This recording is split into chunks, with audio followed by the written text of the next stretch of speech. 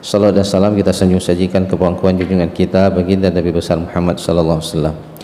Bapak Ibu yang dimuliakan oleh Allah Subhanahu wa taala, ada 3 output, ada 3 kesalehan yang dibentuk oleh puasa. Jadi ketika kita membaca surah Al-Baqarah 183 itu tentang kewajiban puasa, 184, 185 itu ayat menjelaskan tentang kaifiat tata cara kita berpuasa.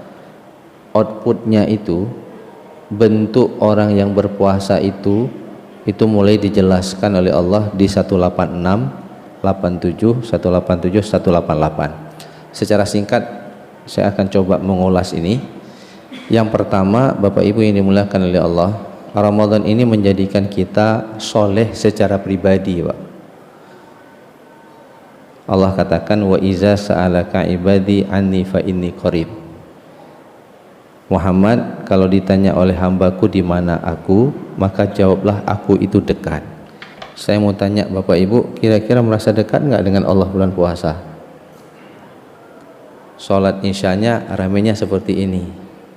Di luar bulan puasa, merasa dekat nggak sama Allah? Biasa aja. Seakan-akan Allah bertugas di bulan puasa, setelah bulan puasa Allah cuti. Contoh sederhana, ketika zuhur tadi agak panas Pak, asar tadi mulai agak redup-redup, mau hujan tapi tidak hujan.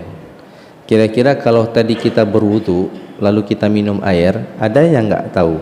Ada tahu nggak teman yang samping kita? Nggak tahu. Kecuali teman kita itu berwudu dengan air mineral, itu agak curiga kita. Ini apa maksud dan tujuan? Pertanyaannya, kenapa kita tidak lakukan? Toh kan nggak ada yang tahu. Karena kita merasa Allah melihat kita. Dan itu Bapak Ibu yang dimuliakan oleh Allah, hasil dari buah iman yang benar, merasa muraqabatullah. Jadi Allah itu mengawasi apa yang kita lakukan. Ada kisah di masa Umar bin Khattab, seorang ibu menyatakan kepada anaknya, kalau dialognya secara bebas ya, kita bawa ke kekinian, si ibu mengatakan, nak, kondisi ekonomi tidak bagus sekarang nak. Harga minyak goreng terus naik, antrian solar di mana-mana. Kondisi pasar ini sudah tidak bersahabat, kita kalah saing. Lalu dia mengatakan, nak, orang tuh jualan susu, dia campur dengan air. Kualitasnya tidak bagus, tapi oplahnya banyak. Kita tidak campur, asli, tapi jumlahnya sedikit. Kita rugi, karena harga di harga yang sama. Lalu diminta, wahai anakku yang kucintai, tolong malam ini engkau campur air dengan susu supaya jumlahnya banyak. Lalu si anak mengatakan, wahai ibu, kalau aku melakukan ini kalau diketahui sama Umar, habis kita. Langsung di blacklist, tidak boleh lagi dagang di kota Madinah. Percakapan ini didengar sama Umar, dia sedang melakukan ronda malam. Lalu kemudian si ibu bilang, Umar itu lagi ngorok, mana tahu dia. Ibarat kita bilang sama Pak Wali, ini aja Pak Wali Kampung Kraman. Apa dijawab sama anak ini? Wahai ibuku, Tuhannya Umar itu tidak tidur. Keesokan harinya Umar bin Khattab menarik dengan perempuan ini, dia datang balik. Ibu itu udah gemetaran, takut, seakan-akan ini udah tahu si Umar nih. Ternyata apa yang dilakukan oleh Umar? Ibu, kenalkan kepada aku anak gadis yang semalam menyatakan ada Tuhannya Umar. Dikenalkanlah, maka Umar mengatakan, maukah ibu kita berbisanan? Masya Allah. Kenapa? Perempuannya bijehget, benih yang bagus. Kunikahkan dia dengan anakku Abdullah. Maka dinikahkanlah Abdullah dengan anak gadis ini. Pernikahan mereka berdua, lahirlah anak bernama Aziz. Aziz nikah lagi, lahirlah Umar bin Abdul Aziz. Jadi Umar bin Abdul Aziz, cicitnya Umar bin Khattab, lahir dari seorang ibu yang muraqabatullah. Dia memastikan apa yang dilakukan akan dilihat oleh Allah, sehingga dia tidak berani untuk melakukan manipulasi. Nah, jemaah yang dimuliakan oleh Allah Subhanahu wa taala, ini pelajaran yang pertama. Jadi Ramadan ini mengajarkan kita untuk merasa dekat dengan Allah. Tapi ingat, Allah itu bukan hanya di bulan puasa. Allah itu bukan hanya di masjid. Allah itu ada di kantor. Jangan pernah teken cek kosong, SPPD bodong, SPPD diambil, pergi enggak, diamprah. Hati-hati Pak, itu makanan haram, pendapatannya pendapatan haram. Atau bapak yang berdagang curang dalam takaran timbangan, jelang hari raya ingin dapat keuntungan lebih banyak, lalu mengatakan baju ini asli Pak, padahal KW nomor 19 sudah. Jadi hati-hati Bapak Ibu yang dimuliakan oleh Allah, kita harus membawa dalam makna akidah kita yang sebenarnya, Allah itu melihat apa yang kita lakukan. Itu yang pertama. Yang kedua, Allah Subhanahu wa taala berfirman pada ayat berikutnya, uhilla lakum lailatas siyamir rafasu ila nisaikum. Ini Bapak Ibu hubungan suami istri. Tiba-tiba kok masuk ayat ini gitu, uhilla lakum, karena para sahabat itu ketika sampai bulan suci Ramadan gila ibadah Pak.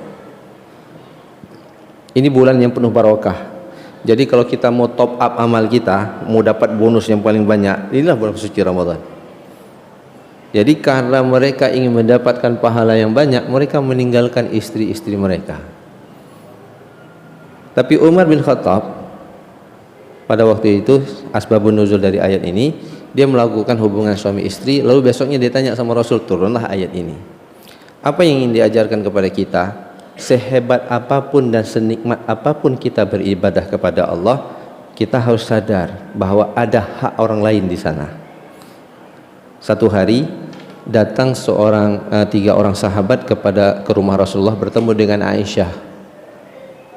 Lalu ditanya, Aisyah, kamu ceritakanlah bagaimana Nabi Muhammad itu beribadah. Dicerita sama Aisyah, terkagum-kagum mereka. Lalu Bapak Ibu yang dimuliakan oleh Allah, ada tiga orang ini mengatakan, mulai sekarang saya puasa tidak buka-buka. Yang kedua, saya sholat tahajud tidak tidur-tidur. Dan yang ketiga, aku tidak akan kawin karena aku ingin terus beribadah. Dalam persepsi dia, dengan saya menikah ini tambah masalah. Jamaah yang dimuliakan oleh Allah, didengar sama Rasul pulang. Apa kata Rasulullah? Aku puasa, aku berbuka. Aku sholat malam, aku tidur. Dan aku menikah. Jamaah yang dimuliakan oleh Allah Subhanahu wa taala, jadi ada hak orang. Yang kedua ini bicaranya tentang apa? Kesalihan dalam berumah tangga. Jadi kesalihan yang sudah kita dapatkan secara pribadi, maka kebaikan daripada kita, ketundukan kita, tawadhu kita, solat kita, makin panjang kita solat, makin banyak kita baca Quran, maka orang yang pertama sekali menikmati kebaikan kita adalah orang terdekat kita. Seorang suami dinikmati oleh istrinya dan seorang istri dinikmati oleh suaminya. Itulah kebaikan. Menarik dengan anak-anak yang ada di sini. Jangan sampai Bapak Ibu yang dimuliakan oleh Allah, anak-anak itu dilarang pergi ke masjid. Oh tidak, dilarang Ustaz. Lalu dibawa ke masjid buat ribut, dikejar sama marbot masjid. Keluar kalian, ganggu konsentrasi orang tua. Kita buat kerjasama Pak. Kenapa? Takutnya kalau kita kejar mereka dari masjid, tidak balik lagi dia ke masjid, masuk ke gereja Pak. Yang akan menyambung jamaah masjid ini, itulah anak-anak kita yang ada di sana. Nah, bagaimana kemudian tanggung jawab seorang suami dan istri terhadap anak-anak? Bawa dia ke masjid, diajarin dulu, nak, kalau sampai ke masjid itu jangan ribut-ribut, jangan lari-lari. Pasti sampai ke masjid tetap lari dia Pak. Saya juga bawa anak saya di atas sana, terus minta pergi ke masjid dia. Kenapa dia lari? Karena dia masih anak-anak. Kalau dia sudah tua, ada kolesterol, nggak mungkin lari dia. Asam urat nggak mungkin lari. Nama anak-anak suka sih lari Pak. Nah, cuman kita kerjasama ini. Bapak juga ketika sholat, anaknya ribut, didiamkan dulu. Batalin aja sholatnya, kan sholat sunat Pak. Batalin supaya orang lain tidak terganggu sholatnya. Inilah tanggung jawab kita dalam berkeluarga. Jadi jangan sampai kita nikmat ibadah, anak buat ribut, kita marah sama anak kita. Ibu lagi ngaji kan, ribut kali kamu nih, kurung di kamar nanti. Dikurung di kamar supaya ibunya nikmat ngaji. Salah Bapak Ibu yang dimuliakan oleh Allah. Bahwa semakin dekat kita dengan Allah, maka semakin berkualitas keluarga kita. Semakin dekat kita dengan Allah, semakin baik dengan orang yang paling dekat dengan kita, yaitu pasangan-pasangan kita dalam rumah tangga kita. Jadi mudah-mudahan rumah tangga kita menjadi rumah tangga yang sakinah, mawaddah, warahmah. Nah, jemaah yang dimuliakan oleh Allah, itu yang kedua. Jadi kesalihan pertama ada kesalihan pribadi, kesalihan kedua ada kesalihan dalam berumah tangga, dan yang ketiga itu kesalihan sosial. wala ta'kulu amwalakum bainakum bil batil, itu 188, 86, 87, 88. Apa dia, Bapak Ibu ini dimuliakan oleh Allah? Kita tidak akan mengambil harta secara batil. Apa hubungan dengan puasa? Puasa ini harta halal, Pak, kan? Jadi kita tadi sahur, imsak, berhenti, itu makanan kita, kan? Kurma masih ada di rumah, kan kurma kita. Tapi kenapa kita tidak makan? Kenapa kita tidak minum? Kan punya kita, halal, kan? Tapi Allah katakan yang halal sekarang kularang. Melarang mulai dari imsak sampai buka, dari subuh sampai maghrib. Tahan itu, tahan. Nah, ketika kamu tahan, yang halal kamu bisa tahan, masa yang haram kamu libas? Maka Ramadan ini mengajarkan kesalehan sosial. Kita tidak akan membuat kerusuhan dalam masyarakat, salah satunya dalam memperebutkan harta. Nah, jemaah yang dimuliakan oleh Allah Subhanahu wa taala, hati-hati dengan harta yang kita dapat secara tidak halal. Harta yang kita dapat secara tidak halal akan menghijab amal ibadah kita, tidak akan diterima. Seorang sahabat Rasulullah minta kepada Rasulullah supaya didoakan dia, kalau dia berdoa mustajabah doanya. Apa kata Rasulullah? Kalau kamu ingin mustajabatud doa, perbaiki cara makanmu. Kalau ada sesuatu yang haram, yang batil masuk ke dalam perutmu, ibadahmu tidak diterima selama 40 hari. Kenapa tidak diterima 40 hari? Karena dia menzalimi orang lain. Kalau puasa cuma 30 hari, Pak. Kalau nggak diterima 40 hari, kita tambah dengan puasa Syawal, semuanya nggak diterima, baru 36 hari. Oleh karena itu, Bapak Ibu yang dimuliakan oleh Allah, kita harus memastikan ketika Bapak berbelanja, Bapak tidak boleh ditipu, ya kan? Bapak juga tidak boleh menipu. Jadi kalau bahasa Al-Quran, la tadlimuna wa la tudlamun. Kamu jangan didolimi dan kamu jangan mendolimi. Itulah hakikat interaksi sosial, bahwa karena saya beriman kepada Allah, karena saya orang yang keluar dari madrasah Ramadan, saya lulus dari berpuasa, maka saya akan selalu berbuat baik kepada orang-orang yang ada di sekitar saya, dan saya tidak akan menipu. Kenapa? Karena Allah selalu melihat apa yang saya lakukan. Ini 3 hal potret orang yang lahir dari madrasah Ramadan. Mudah-mudahan kita soleh secara pribadi, soleh dalam berkeluarga, soleh dalam berkehidupan berkemasyarakatan.